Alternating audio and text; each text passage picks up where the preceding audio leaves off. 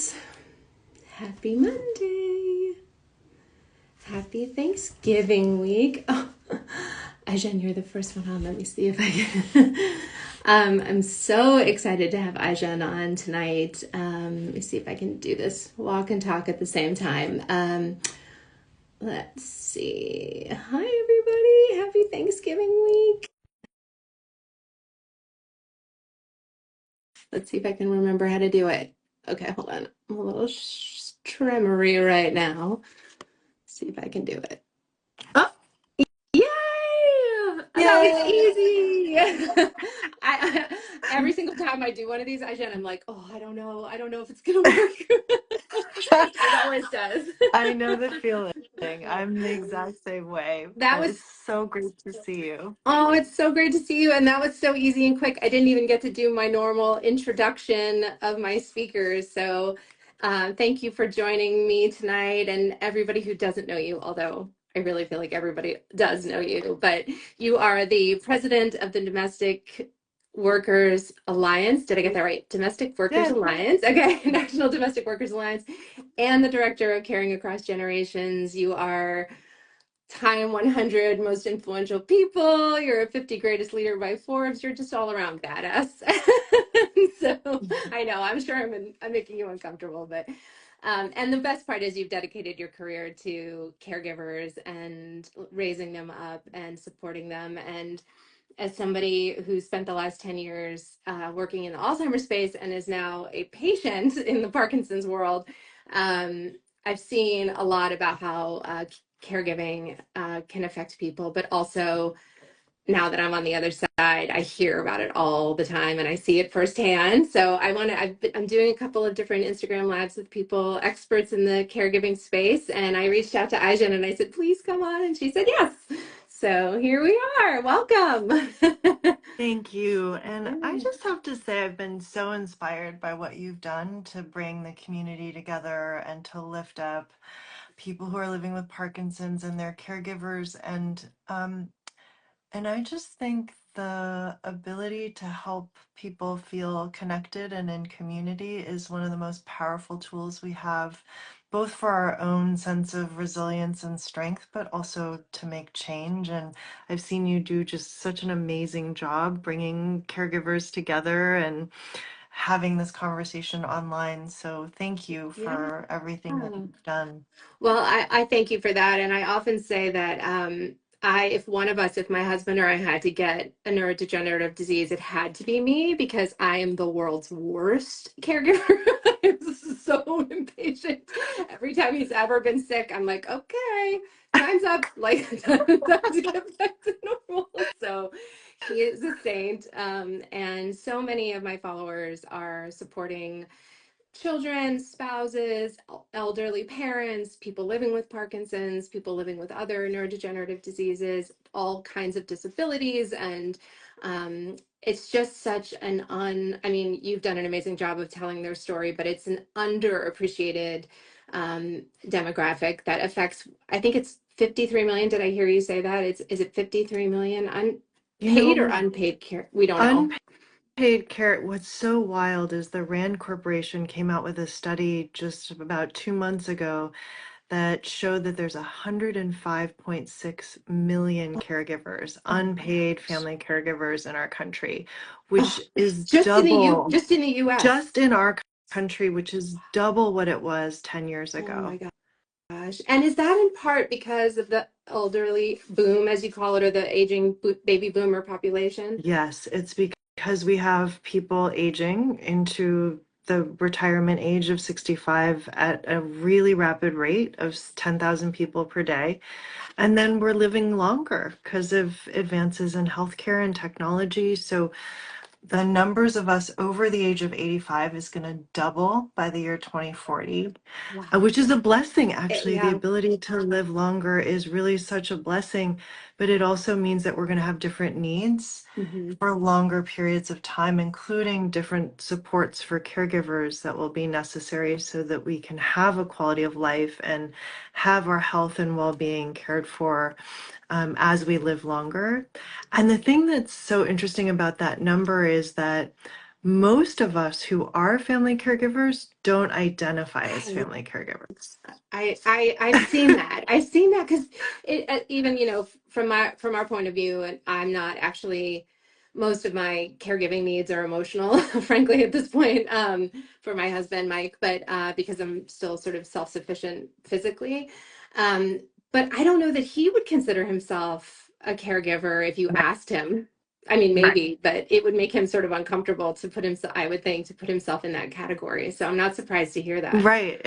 It's such an interesting number because the Rand Corporation used a bunch of different criteria to help identify people who are caregivers, and it wasn't a self-identification process. Okay. If we had a self-identification process, the numbers would be much lower, but the objective criteria in terms of providing emotional and physical supports to a loved one, unpaid, who is in need of greater assistance because of disability, illness, or frailty or aging. Mhm. Like all of those criterias mean that there's just 105.6 million of us, which is a huge amount. Wow. I mean, Mhm. it's more sort of than your brain can even wrap itself around. And so the the trouble is, or the conundrum is, how to support that huge amount of people.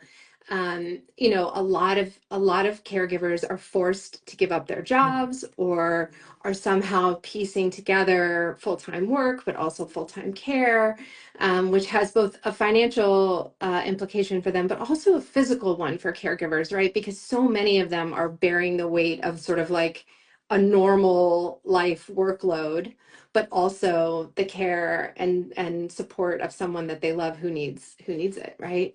Absolutely. Yes, there's so many different stressors, and I hear over and over again, as I'm sure you do, it's emotional stressors of having to balance work and family and not having even basic policies like paid leave in place, Mhm. where because we don't have a federal paid leave program, a lot of people actually can't take time away from work because they're afraid of either losing their jobs or losing that income that they need in order to pay the bills. But then they don't have the right assistance because we also haven't really invested in the kinds of programs that would allow us to afford and find a qualified caregiver support person for the person that we love. And so we're just kind of between a rock and a hard place when it comes to the financial support to be able to afford care and then the support we need to be able to balance the care with our work and other responsibilities. And what's great about it, actually, though, is that after all these years of caregivers speaking out and advocating the way that you are, we actually have identified some very clear solutions to making things better, like establishing a national paid leave program. Like in the UK, they have 6 months paid I was going family to ask medical. you, what other countries have really strong care programs? So in the UK, you can take up to 6 months paid family medical leave and come right back to your job knowing that it'll be there, and without having to lose that income for this crucial window of time for you to be able to show up for a loved one in their greatest time of need or even to heal from childbirth. Yeah, In our country, one of every four moms goes back to work within 2 weeks of giving birth because they don't have paid leave and they right, need right. that income. So we have a long way to go, but we also have the potential to make progress. And in states, we have 14 states and the District of Columbia have passed paid family leave programs. So we're kind of building from the ground up models that will help us actually get to a place where we're all covered.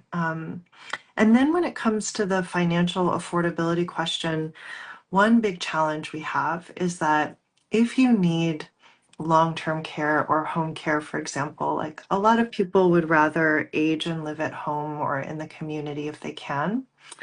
And right now, the only way to pay for that is if you can pay out of pocket and afford between 60 and $280,000 per year, depending on the level of assistance you need. It's really expensive. Oh, jeez.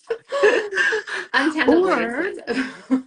or you can completely spend down Mhm. your assets and your savings so that you're eligible for Medicaid. Right, And which is what our family had to do. My grandmother um, had dementia later in life. And she was in her late 80s or 90s, and my parents had to spend down what limited assets she had left just to be able to get care in the state in which they live, which was difficult. I mean, the whole process was really difficult and yeah, challenging, and her options were so limited. It's just, it was hard to watch, very hard to watch. it's hard. And I mean, thank God Medicare offers that support. I mean, Mhm. Medicaid Uh-huh. offers that support, because so many of us end up relying upon it. But wouldn't it be amazing if we didn't have to impoverish ourselves to be able to Yeah, afford care in this country? And so that's where we're trying to go next is what would it look like if Medicare could cover home care or long-term care? What would it look like if we actually had a benefit that could help us, the people in the middle, right? The middle right, right. class, working class families who can't afford to pay everything on our own, but also, um, we've worked hard and have a savings that we earned and we don't want to completely deplete it. We want to be able to leave our kids something. So that middle layer of us, which is tens of millions of us, if we had a program to support us, it would be such a game changer. And so that's where the movement's trying to go next in terms Well, of helping and for people afford someone care. like me, and so many young onset people that I've met, the length of time that we may need care is significantly longer than, say, my grandmother, who, was in a nursing home closer to the end of her life. Hmm. But, I've met many young onset Parkinson's patients who were diagnosed in their 30s, and the projection, a progressive disease like this, incurable disease like this, their need for care is much more extended, Right. which is terrifying, I think, to people who are looking sort of in your 30s and 40s forward and thinking, oh my gosh, how will I ever afford it? Or how will my loved ones be able to take care of me? It's scary.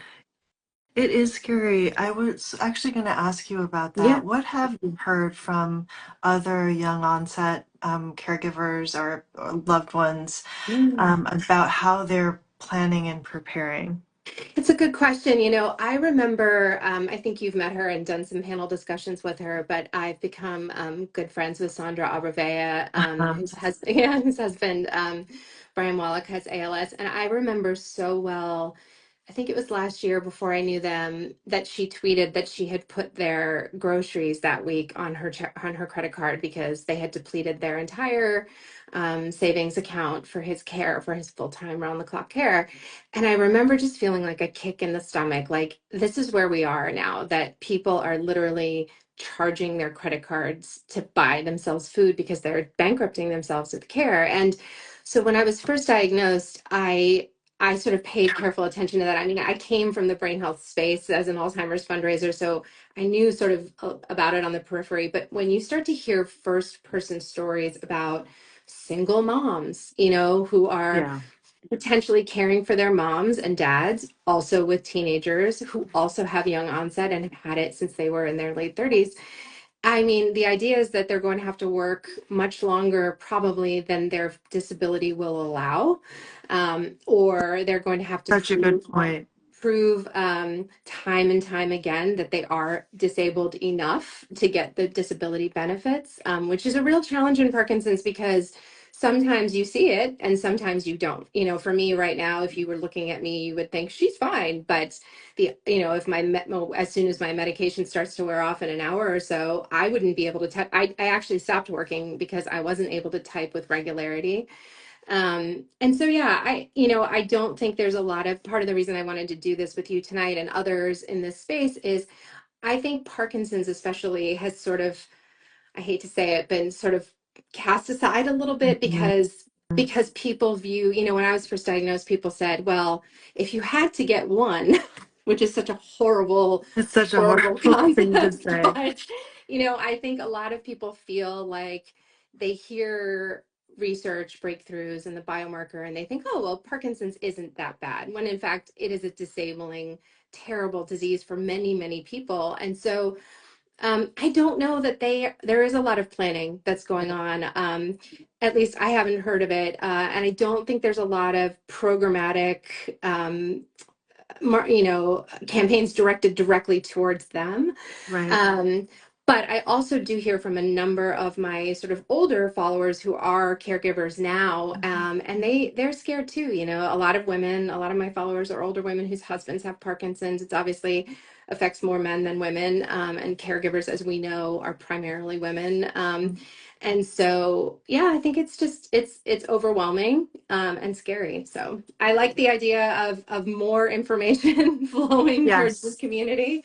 I think we can do that. absolutely.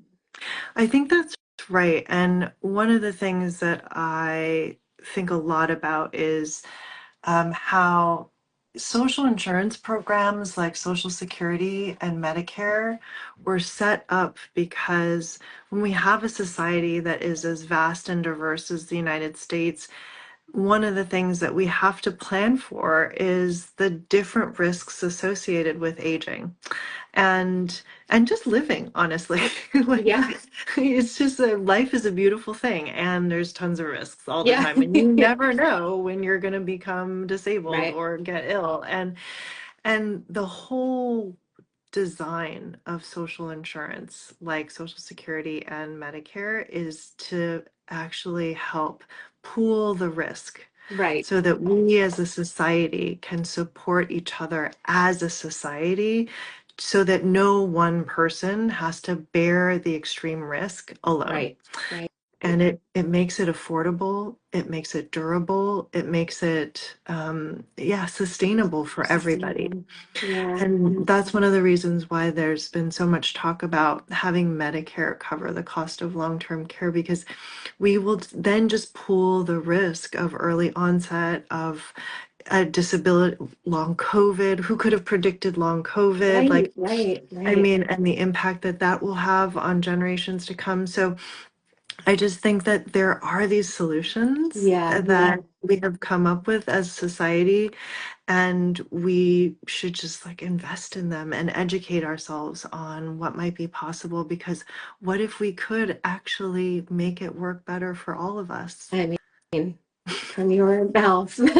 So, I have two questions related to that. One is, was there a discernible change in how care was provided in COVID? I mean, aside from sort of the actual pandemic and the disease itself, I think about how a lot of nonprofits, and companies and organizations were able to adapt to broaden their workforce to be sort of virtual. So I think of HFC, for instance, who hired people all across the country when in, pre-pandemic days, they might have focused sort of in their actual city.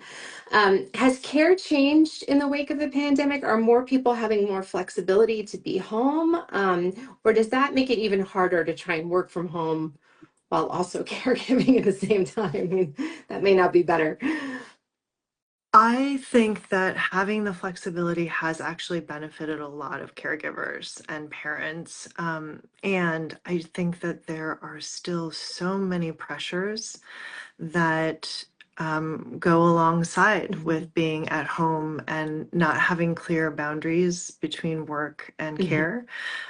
And so I think net, most caregivers would say having that flexibility is good because at Yeah. least you have the options, Hmm. right? Hmm. But I that doesn't replace having the ability to have respite care, having the ability to have paid family medical leave, having the ability to actually afford a home care support provider when you need it. So I think we're starting to get to a place where we're seeing how the pieces fit together: workplace flexibility and caregiver benefits. Hmm. Um, paid time off. And what if we had an actual program that helped us afford childcare or senior and disability care? So that is, I think what's interesting about what the pandemic did for us is it did actually put the question of how we support caregiving front and center in how we think about work and the economy, Hmm. right? Yeah. It just Yeah. really brought it home for us in a different way because I think we all just realized, like, wow, we could be doing everything right and trying our very, very best, but absent a change in our culture and in our policies, it's going to be such a struggle. And so, how do we do that, Ai-jen? I mean, obviously, you've advocated for it and made tremendous progress, but how do we get over the finish line of those very tangible things that we're talking about, sort of paid leave or some paid leave? I mean, are we on the cusp of it and it looks attainable, or it's so far away, we've got to rally the troops again and start over? I mean, where are we on that? I know that's a huge question, but Well, the thing about us, people like Sandra and you and me, is that we are eternally hopeful because we have to be. And it's not a delusional Pollyanna hope. It's actually a grounded kind of hope that is about always knowing that no matter what, as long as we are here, we have agency and the ability to make change in our lives, in our communities, and in our policies. And that is so important for caregivers to remember. Not only do you have agency as an individual, but we collectively have agency. And not only do we have agency, but there's 105.6 million of us, which is a lot of us. It's a lot of agency. That's a lot of power. Yeah. And so we should never, ever give that up. Mhm. I don't care who's in the White House, who's in the Senate, whatever the situation may be, we will never and shall never Mhm. give up that power. And that is what is required at the end of the day to make Mhm. change. It is about power Mhm. and not in an abusive way. It's Right. about power to actually have our systems work for us and meet our needs at this fundamental level. And so, wherever we can, we just have to keep making progress. And And I so, think to that point, I think one of the things I've learned, obviously I live in Washington, D.C., and I worked for a couple of different advocacy organizations, but I think people are very intimidated by it. I think when they think of advocacy or contacting a member of Congress or writing a letter or an email, it feels very intimidating. And I hope that the Parkinson's community especially looks back on the work we collectively did to get the national plan passed in May, as a proof point of what can happen when people collectively come together. That was a bipartisan effort. It was led by a Republican congressman from Florida and a Democratic congresswoman from Virginia and in the House. And I just, what can people do? Where do we stand on advocacy efforts for this type of thing? Are there bills that are currently being considered? I know this Congress is about to be done, but will there be new bills to get some of these things done that people can advocate for? Or what are some like concrete things that people could do?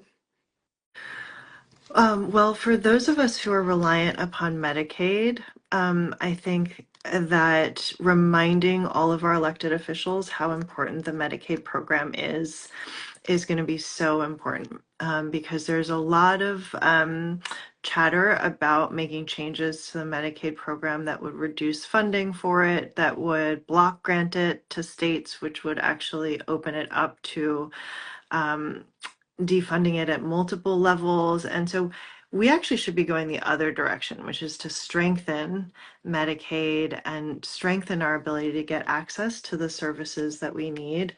Um, and so that's one thing is immediately we should be calling our entire congressional delegation to remind everybody how important the Medicaid program is.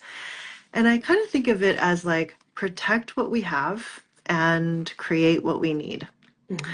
And so we want to protect the programs that exist from any kind of cuts. And we also want to say, hey, like there's all these people in the middle and we need support, right? And so programs like expanding Medicare to cover more assistance in the home and community, or paid family medical leave. These are programs that we absolutely need. Mhm.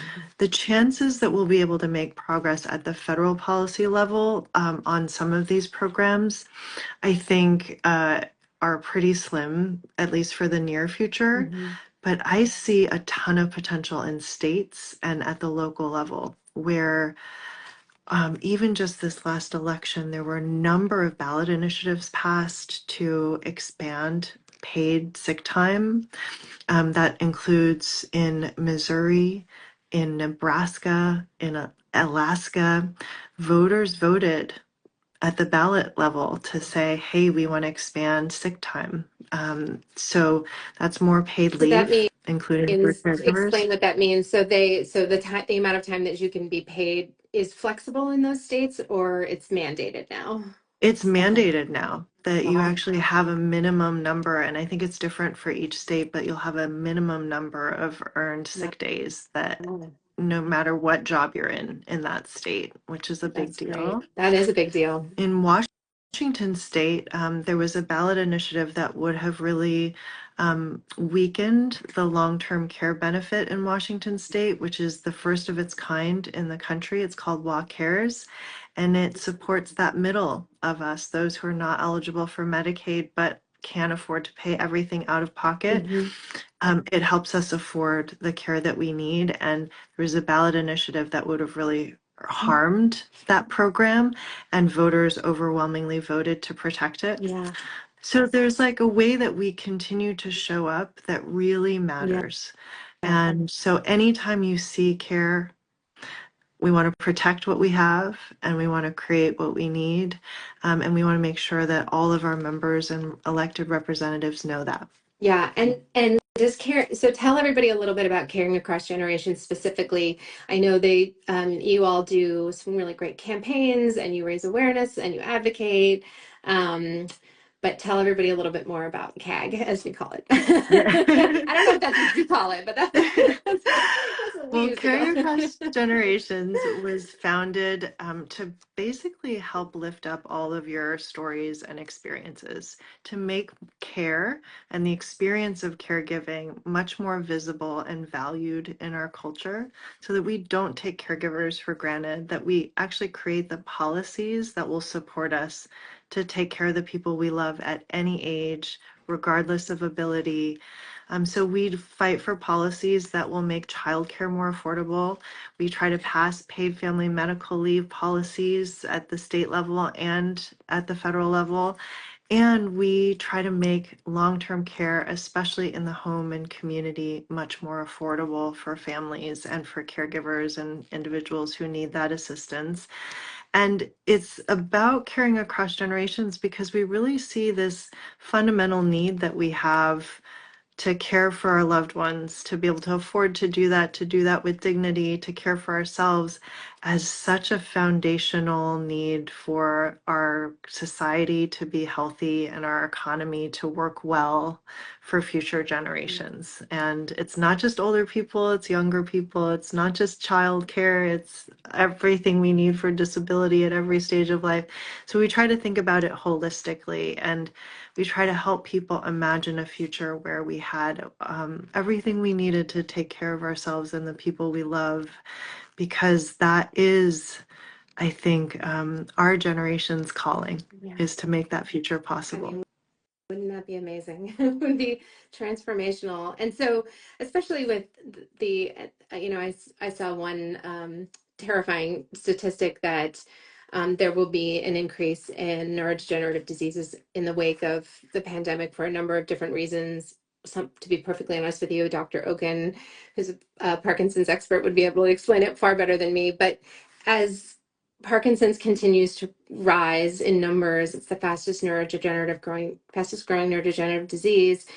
So grows the need for care. And so, to your point, we need to be working simultaneous, right, to finding a cure for these diseases or disease modifying treatments, but also worrying about the care at the same time, Yeah. because they're not going away anytime soon, as much as we would hope that they would. So I like the idea of protecting what we have and then advocating for more, to really, obviously my own perspective is from a younger point of view, but Mhm. I think about my parents too and Yeah. what they've gone through taking care of their parents. It's a as you said, 105 million. Is that what you Yeah. said? 105 million person problem. There's just so much opportunity for growth. And I think if everybody can come together and start, as you said, advocating together, we would be one powerful voice. So, and I think to your point, it's not, I mean, we hope that there'll be federal changes, but so much success can happen at the state level, and people need to know that, you know, it Yes, really,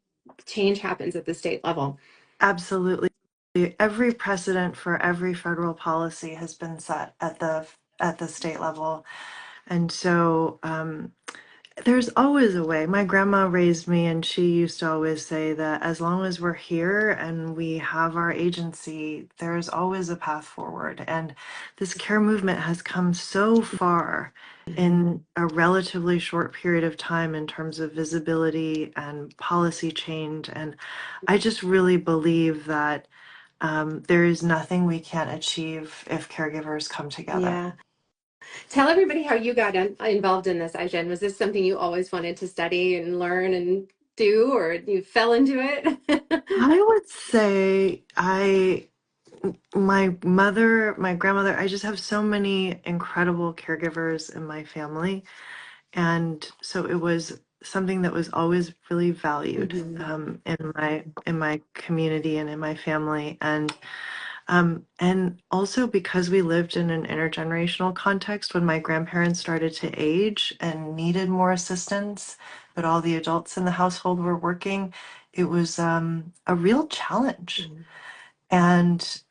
And one of the things that really broke my heart was we had to put my grandfather in a nursing home against his wishes when he lost his vision and we couldn't find the right assistance for him. And that experience of someone who had given so much of his life to so many others, having to be in a situation and a context that was so undignified Mhm. and felt so dehumanizing, really broke my heart. And Mhm. I can't even imagine how many people across this country are in a position where they're just like basic dignity is at stake. And we should be able to do better by the people who raised us Mhm. and cared for us. And that's what I really want. I want by the time that I need care and you need care, that, you know, we have a different culture where that word dignity Mhm. is really we're able to hold it in an authentic and defining way when it comes to the experience of aging. I think, you know, a lot of people view the need for care as something that happens at the end of life, right? So, and because we don't necessarily place a sense of urgency on it in that way, it's sort of like, well, you know, they're older and sometimes you just have to go into a nursing home. It's sort of this dismissiveness of sort of when you get old, this is what happens. It happens to everybody. It's just the path. And I think it's one, it's not the path in every country. And two, you know, to my point earlier, there's so many people who are in it right Yeah. now that are living in these moments. I think about, you know, my mom had she had Crohn's disease my entire childhood. And back before it was more manageable, she was in and out of the hospital. My dad had a full-time job. He had 4 children at home. He relied on, you know, his parents who didn't live in the state, or my mom's mom and dad who didn't live in the state, to come back and forth to help care for us. And he had no choice, right? Like there was no other option. There was no paid leave. He had to go to work every day. And so, you know, while I think about how I wish we could also change the outcomes for sort of the older generation, I also think about the people who, like Sandra, who are in it right Yeah. now and who need support right now, you know, and it's just, I think people need to tie a sort of a bow of urgency, if you will, around caregiving, Yes. because it's often, and I think about this for Alzheimer's and Parkinson's too. People just see them as diseases of old aging and it's inevitable and everybody gets it. It's not. It's not inevitable. It's No. not something everybody gets. No. Not everybody who ages gets Parkinson's or Alzheimer's. And not everybody who needs care is Right. older, you know. And Right. so Right. we need to, and I think there's something to be said about the group of people that are sort of lost between the need for parental support or parental leave, and children, which believe me, I'm one of the ones that went back 2 weeks right after, so I would have loved that. on the flip side, there's this whole other demographic that's sort of, I feel like, is a little bit lost, to your point, in the middle.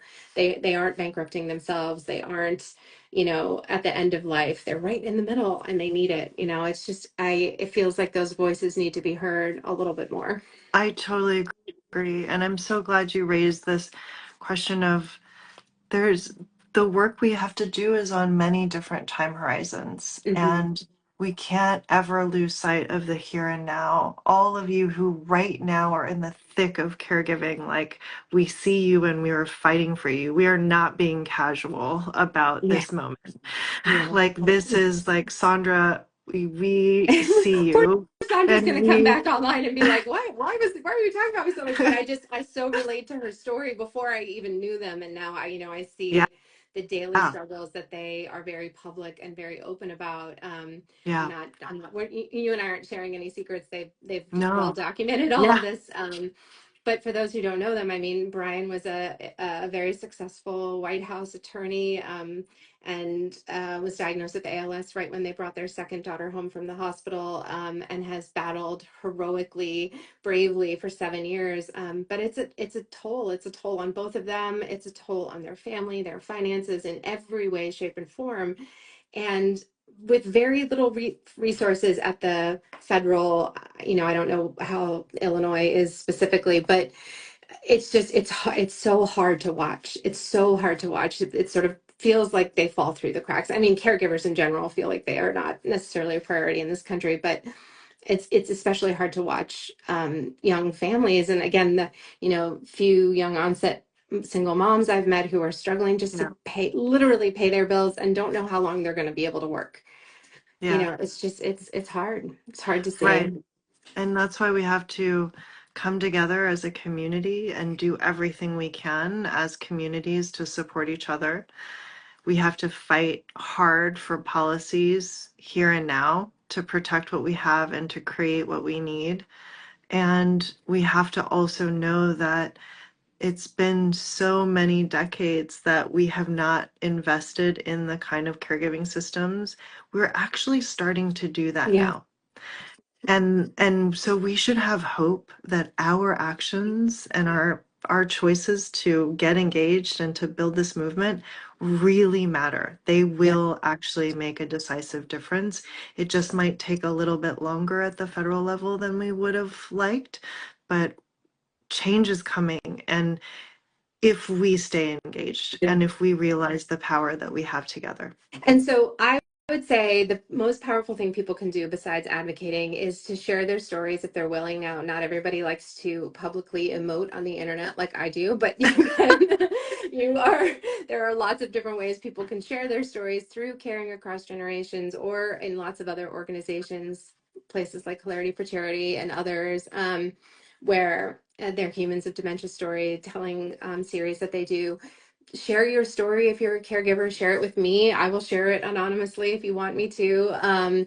Share it with your lawmakers, your state and federal members of Yes. Congress, and they are there to listen. And if they themselves aren't there to listen, their staff members are often more than willing to listen to your experience as a caregiver. I think the more we share, my experience with advocacy and success rates with advocacy has always been one-on-one. It's always been sort of a real life conversation that you have with a senior member of a team or a member of Congress where you say, this is what I'm dealing with every single day. And Yeah. I just want you to know it as a constituent.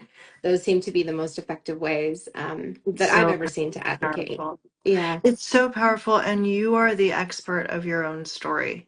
Literally, you are the very best person to share your unique experience, which actually they need to hear. Yeah.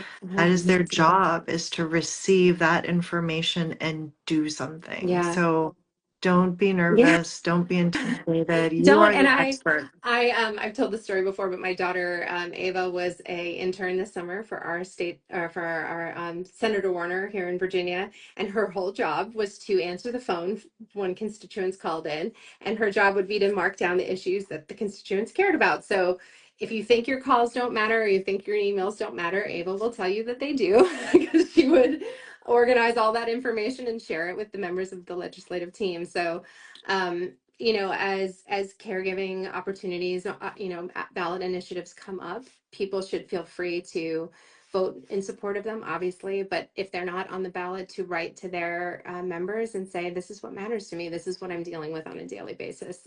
Even if nothing else happens, but the check mark happens that issue came across their desk on that day.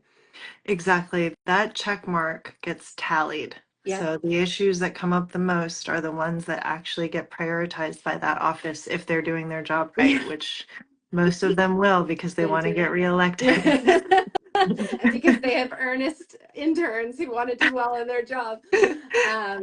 Well, I just have to say I stand in awe of all the work you've done, and I think now being on the on the advocacy fundraising side, and now being on the patient side, I like to say, and I this is not my term in any way, shape, or form, but I heard it early on, and the concept is nothing about us without us. And Yes, I think as patients, our story is told widely because some of us choose to do that. And I think there's a lot of interest in the patient and sort of what we go through on a daily basis.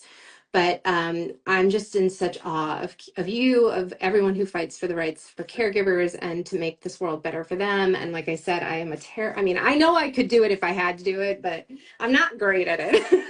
So, I don't believe you. no, I'm not. I mean, listen, I'm good when it like the kids, the dog, my poor husband. I'm just like, all right, you're good. Let's go. You look great to me. You're fine.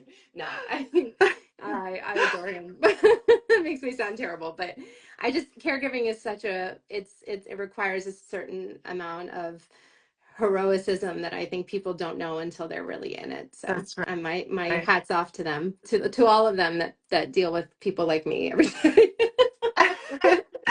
Yes, that's right. We got to celebrate. We are still in Yes. National Caregivers Yes, Month, and we are. we That is just want to true. celebrate all of you. I see you, Brandy. I see all of you who are out there who are caregivers. And We celebrate caregivers you. generations does some really great things to elevate these stories too.